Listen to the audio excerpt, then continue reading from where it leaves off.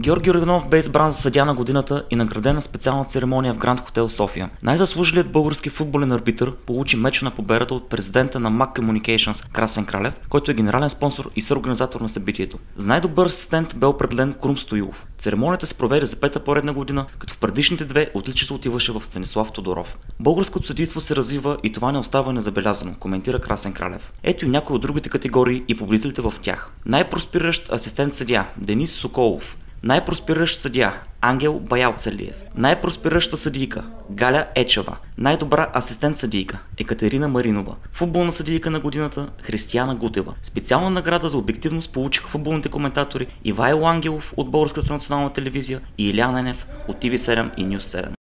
Християна Гутева, футболна съдийка на годината на Асоциацията на съдиите по футбол в България за 2013. Моля за аплодисменти за Крум Стоилов. Той получава своята награда от господин Габралов. Благодаря ви, че направихте това тържество за поредна година толкова успешно и прекрасно. Българските съдии се развиват, българското съдийство се развива и това не остана незабелязано от българските журналисти. Пожелавам ви все така успехи. Богородица да пази вас и вашите семейства през следващата година, да сте живи и здрави всичките. Благодаря. Благодаря, господин Кралев. И така, номинираните в категория футболен съдия на годината са Георги Йорданов, Никола Попов и Цветан Кръстев. И тримата с големи усмивки, абсолютно заслужени, пристигат тук. Здравейте!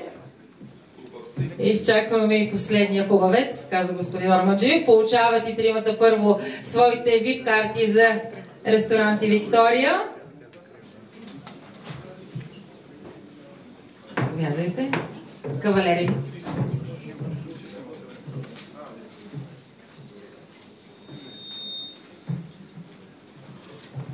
Единият подгласник, на когото господин Джугански ще връчи едната награда, това е Никола Попов.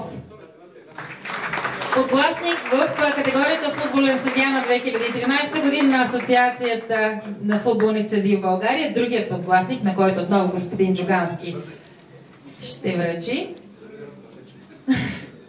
Енда номини са. Цветан Кръстев е другия подгласник. Ще ги помоля все пак и двамата и от уважение към колегите, а и честта е голяма да кажат по няколко думи за всички, където е по-удобно. На всички. Искам да благодаря на нашите ръководители на първо място за шанса, който са ни дали през тази година.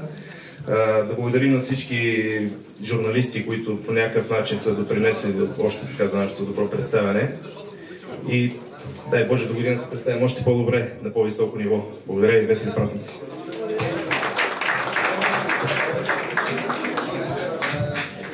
Здравейте от мене. Аз първо искам да кажа, че за мен е малко неочаквано, че съм тук изненадан. И искам да съм се очудвал винаги от смелостта, която имал господин Джугански, специално с моите назначения. Благодаря на всички. Приятни празници! Явно доверието е било абсолютно оправдано. И така победителя е ясен и той тук до нас. Георги Йорданов, футболен съдия на годината, който не остави никакви съмнения защо е новия едно ръководи авторитет на почти всички дербита и през пролетта и през есента. Получава своята награда от председателя на асоциацията господин Стефан Орманджиев.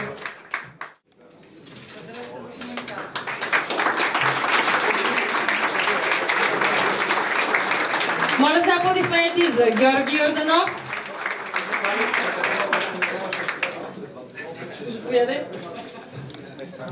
Добър ден на всички. Първо искам да кажа, че има известна ирония в това, че получавам тази награда точно в годината, в която не съм сред международните съдии. Но пък той живота за това е толкова интересен, защото никога не знаеш какво ще се случи. Искам да кажа, че за тая награда стои много дългогодишен труд, много работа, много всеотдайност и затова искам да благодаря преди всичко на моето семейство и на моите близки. тъй като винаги са ми подкрепили и са заставали зад мене.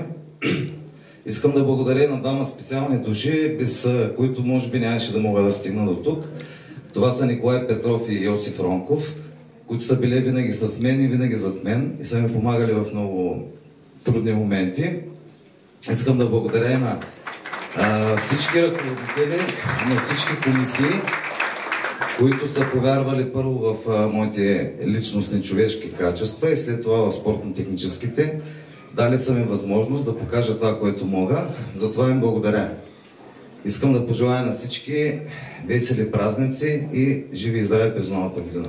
Благодаря.